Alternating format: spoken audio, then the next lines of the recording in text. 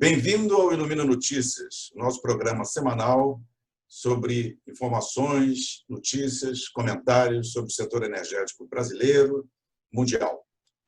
Esse programa também pode ser ouvido no podcast, no canal Ilumina. Estamos mais uma vez com a diretora do Instituto Ilumina, economista e professora da UFRJ, Clarissa Ferraz. Tudo bem, Clarissa? Tudo bem, Renato. Olá a todos. E o tema hoje que nós vamos conversar com a Clarice é sobre o Plano Europeu de Retomada Econômica e os reflexos no setor de energia. A União Europeia, os países da Europa, estão apresentando já um plano de retomada da economia. Já há informações que em países europeus essa retomada, já há uma retomada do consumo de energia após a grande desaceleração ocorrida no começo do confinamento. E, segundo a Rede Europeia de Operadores do Sistema de Transmissão de Eletricidade, o consumo está lentamente recuperando. A Alemanha, por exemplo, é um país com menos ações restritivas entre as grandes economias na zona do euro. Bom, enfim, Clarice, você que acompanha o que acontece na Europa, o que acontece no setor da energia na Europa, eu queria já conversar com você, começando o seguinte: quais os impactos para o setor de energia desta retomada da economia na Europa? Por favor, Clarissa. Renato, eu fico feliz de você trazer esse tema, porque assim a gente pode falar de uma agenda, né, positiva e construtiva. A gente tem falado ultimamente de temas assim que não nos deixam, né, imaginar, né, uma realidade de investimentos, enfim. E a Europa está resolvendo esse problema, né? Então tem um pacote de estímulo bastante grande, que depois eu explico um pouquinho mais, mas em breve eles estão falando, bom, a gente vai fazer um pacote bem grande de estímulo econômico para a retomada do crescimento, e como a Europa já estava apontada para a transição, na verdade, isso aí vai ser acelerado e intensificado. Então, mesmo no programa agora emergencial, né, já entra um dinheirinho que vai priorizar algumas questões da energia, mas, sobretudo, no segundo plano, né, a segunda parte, que é um envelope, né, de vários anos, como eles fazem o orçamento deles, eles já expandiram muito próximo, né, de 2021 a 2027, e aí realmente, assim, eles falam que a base fundamental desse programa de recuperação está no setor de energia. E articulando em torno da descarbonização de toda a economia, né? Então, vai ser a articulação desses setores com o setor de energia. Então, Clarice, já podíamos falar, que é o nosso foco, sobre como está sendo planejado, então, esse plano, essa retomada. Uhum. Não, justamente, eles então estão organizando duas etapas. Teve esse pacote emergencial, né, Next Generation, então são 700 bilhões de euros. Né? E esse plurianual, depois que vai entrando e mais estruturante, que aí vai realmente, né, fazendo mais investimentos e etc., esse já a gente está falando de 1,8 trilhão de euros, de 2021 a 2027. Então, basicamente, eles estão falando, né, de 3 iniciativas. E aí você vai vendo como é interessante como essa articulação entre os setores da economia, né, está realmente ali ancorada no setor de energia. Né? Uma das primeiras coisas é em termos de eficiência energética. Aí o quê? Na verdade, pega a construção civil, porque eles vão fazer um plano enorme de renovação de habitações, né?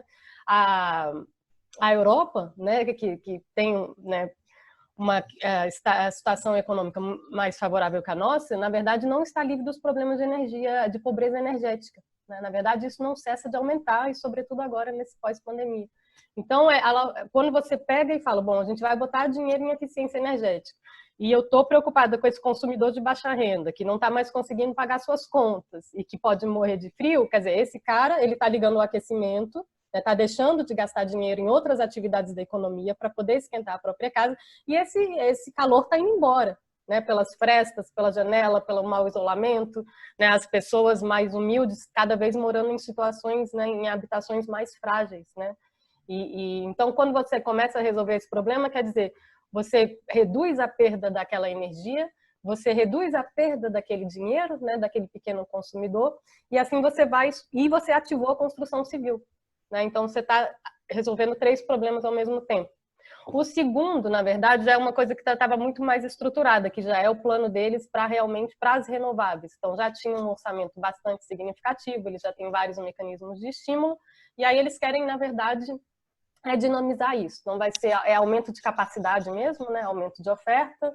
Eles estão olhando muito para offshore de eólica, né? Não é exatamente como a gente, mas é expansão de capacidade de renováveis, né? E esse envelope que já era bastante expressivo, na verdade, ele é aumentado. E, por último, tem a questão deles, que é a questão da integração energética, né? Então, eles tentando ver justamente uma questão bem de balanço energético, a questão do uso, né? Então, a energia para quê? De onde vem? Como é que a gente vai fazer? Então, é uma discussão que, na verdade, nos interessa também, porque você vai vendo como você precisa dessa integração e como ela te traz flexibilidade. E como nós temos, né, dimensões continentais, a gente vê realmente como é uma vantagem, né, você poder jogar, né, com suas diferentes fontes e você trabalhar essa integração.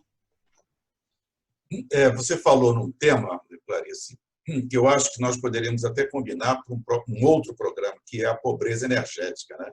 A gente não vou entrar aqui nessa questão, mas a pobreza energética que você falou lá na Europa, que sofre com as temperaturas muito baixas no inverno, e aí eles fazem calefação, quer dizer, eles vão reestruturar, você está dizendo que no plano é uma reestruturação, é um investimento, que isso traz, inclusive, empregos, traz desenvolvimento ali na economia, que é o investimento nesses prédios, nessas residências, de ter uma menor perda de energia na hora da calefação, na hora que eles precisam de uma temperatura maior pelo frio. O que eu digo que isso pode ser um papo interessante no futuro, porque no nosso caso também tem uma pobreza energética, mas até muitas vezes é o inverso. No sul nós temos temperaturas baixas, mas aqui se você vê muitas vezes no verão uma família dormindo no mesmo quarto, porque ou tem um ar-condicionado naquele quarto, ou até uma classe média baixa que tem mais de um ar-condicionado, mas como o preço da nossa eletricidade é muito alto, eles vão para um quarto só, quer dizer, traz uma falta de conforto influenciado com a energia, quer dizer, a renda e a energia. Eu acho que isso aí é uma motivação para nós falarmos num outro programa sobre pobreza energética, porque eu já vi até alunos perguntando pobreza energética, o que é isso, né? É um termo usado que é interessante. Agora, você falou também no outra questão aqui de integração energética, né? Que eles vão fazer, né? Eletricidade, gás, lixo. Eu acho um ponto também podemos explorar no próximo, que eu acho que é importante isso, porque gera também inovação, gera novas tecnologias, gera emprego. Mas eu queria focar, porque eu não queria perder esse nosso rápido programa que a gente faz, com duas questões. Quer dizer, o planejamento energético dentro da Europa, né, vai depender das características de cada país, de cada fonte. Logicamente, isso vai influenciar também na nossa questão aqui. Quer dizer, as matrizes energéticas de cada país, elas são diferentes, porque cada um vai explorar as suas vantagens. E as renováveis e eficiência energética, neste plano de recuperação, pelo que eu estou entendendo, é um mote, é o carro-chefe. Um comentáriozinho aí sobre isso, sobre essas prioridades nas matrizes energéticas desde lá, por favor. É isso. O que a Europa faz? Né? Ela vai dar o framework maior, vamos dizer, enquadramento maior e as diretrizes, que na verdade vamos acelerar a transição. Então, dentro de cada país já tinha seu plano de energia e clima. Né? Então, esses países têm suas prioridades. Bom, se eu tenho muita biomassa, eu vou dar um jeito aqui de fazer um biogás, eu vou ter que, né, integrar isso aqui de alguma forma. Um país que tem uma dependência muito grande de um outro país vai tentar, então, resolver outros problemas, ou que está com uma questão tecnológica particular. Aí é dentro dos países que vai se definir. Mas a direção está dada, né? Todo mundo alinhado na descarbonização. Então, a partir daí, você vai construindo novas parcerias, né? E vai fazendo isso. Voltando a um ponto que você tinha mencionado, justamente essa questão da eficiência energética, que talvez não fosse ser uma prioridade em outro momento, é a questão do emprego. Né? Porque se a gente bota na construção civil e na aumento de geração de capacidade via renováveis, são os dois que mais geram emprego. Então, a gente vai estar gerando emprego, então vai estar gerando renda, né? Vai estar gerando tributação, arrecadação para o governo, e aí você vai justamente relançando a economia, né? Você está fazendo uma coisa de bastante capilaridade, fazendo o dinheiro chegar na ponta, né? E isso aí vai subindo e depois vai sendo distribuído, e o que é uma agenda positiva, né? Você quer relançar o crescimento, você quer relançar o investimento. Então, primeiro você começa estimulando bastante emprego e tem essa agenda que é bastante tecnológica, intensiva em tecnologia, né? Então, a partir daí você vai ter universidade, né, laboratórios, né, todo mundo articulado aí. Você falou uma coisa interessante, quer dizer, isso tudo está dentro de um plano deles, que é esse plano que você está descrevendo. E o que me assusta um pouco é que eu trabalhei muitos anos em planejamento energético e até nos anos 70, me lembro que o ministro de Minas e Energia, César Caos, num regime de ditadura que nós estávamos, ele lançou o que se chamava a Matriz Energética Brasileira, lançou um plano com umas diretrizes em que o Brasil perseguiu aquelas diretrizes. Então, as estatais, o setor privado sabia que nós íamos correr naquele caminho, naquela reta, para um desenvolvimento de emprego. A gente sabe que as décadas de 70, 80, tivemos crise do petróleo e precisávamos de um planejamento energético muito justo. O Brasil tem uma tradição de planejamento não só energético, histórico. O governo, mesmo antes do governo Getúlio, né, o governo Juscelino, nós temos isso, nós vivemos sempre sob a tônica do planejamento.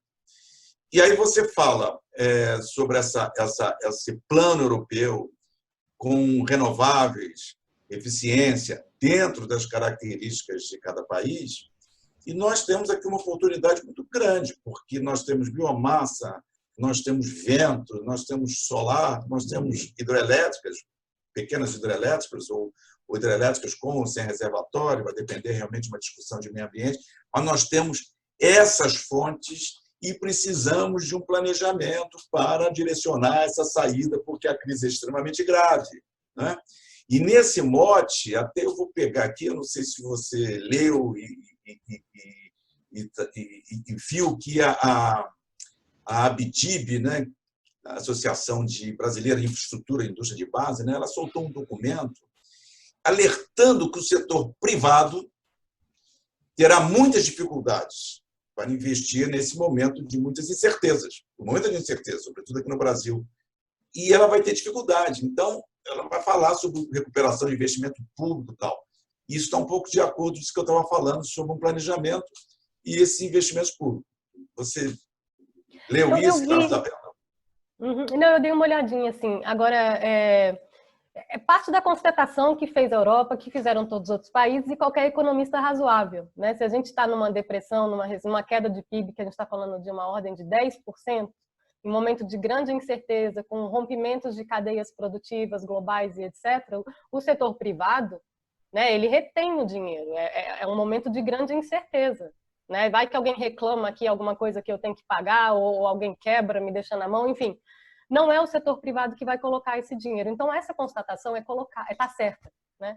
O diagnóstico, né? Então, vai ter que ter dinheiro público, porque a gente está precisando de um pacote de estímulo, de redinamização, né? Contracíclico. Então, o diagnóstico da ABDIB está correto.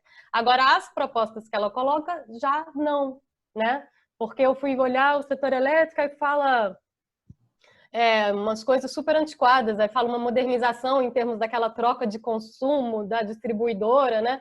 Então, não é isso que a gente está falando. O setor elétrico, por exemplo, é modernização da rede. Eu não preciso agora estar expandindo muito a minha capacidade, porque a gente teve realmente uma queda muito grande da carga, né? E a gente vai estar vendo o que está acontecendo, como a gente já discutiu em alguns momentos, nosso artigo do valor, chamando atenção para isso e etc. Então, não seria isso, seria realmente investir na agenda tecnológica, na modernização da rede, na robustez da nossa integração, nas renováveis. Tá? Então, assim, o diagnóstico é correto, é preciso investimento público, as propostas não. Né? As propostas realmente não é por aí, não tem nada alinhado com transição, não tem nada alinhado com descarbonização, não tem nada que reduza nossas vulnerabilidades com relações a crises futuras, que reduza a nossa dependência energética. Então, na verdade, as propostas eu achei bem ruins, para ser verdade. Não, pois é, mas o que eu acho importante é que eles ressaltam isso é certo. é que o setor privado vai ter dificuldade para investir nesse momento de incerteza. E aí eu acho que cabe, certamente, o investimento público, cabe ao governo ter um plano, e aí o plano não tem que ser, vamos dizer, da ABDIB. A ABDIB pode ter a sua... Mas o que ela reforça é, olha, vai ter dificuldade de investimento privado. Então, eu tenho que ter estratégia de usar o que eu posso, as instituições que eu tenho, as empresas que eu tenho, para eu aplicar através de inovações, de pesquisas, você falou muito bem, junto com institutos de pesquisa, universidade, para eu sair dessa crise com as nossas fontes, que não são poucas, aqui dentro. Clarice, obrigado mais uma vez pela sua participação. A gente vai encerrar aqui a nossa conversa. Eu acho que foi importante mostrar como a Europa está saindo, com um plano, mostrar para quem vai nos escutar no podcast ou nos ver aqui no nosso vídeo, que o setor público deve ser o alavancador da retomada deste processo. O setor energia é importante, ele traz investimentos, ele traz empregos, e as energias renováveis e eficiência energética, elas podem trazer esse grande apoio para a retomada da nossa economia. Fica esse alerta de a gente pegar o exemplo de quem teve a pandemia antes e como é que está saindo. Muito obrigado a todos. Eu sugiro também vocês olharem outros vídeos que nós temos no nosso canal do Ilumina. O nosso site do Ilumina também traz, muitas vezes divulga, sempre divulgando esses nossos vídeos, e tem o nosso podcast do canal Energia. Muito obrigado. Nós temos sempre por trás, na nossa edição aqui, o professor Ronaldo Bicalho, que faz mais um favor para nós, dar um apoio nesse nosso objetivo de mostrar para todos como anda o setor de energia. Muito obrigado a todos. Obrigada, Renata. Eu vou fazer só um último comentário, que, na verdade, sobre a proposta da ABDIB, é que, na verdade, já é, vamos dizer, um avanço a partir de um diagnóstico certo, né? Vamos discutir essa agenda de forma mais positiva, né? Vamos fazer uma coisa mais estruturante, vamos apostar na transição, na criação de emprego, né? Numa coisa melhor, mais abertos ao diálogo. Partindo de um diagnóstico correto, a gente já consegue avançar um pouco. Foi um prazer. Um abraço. Um abraço.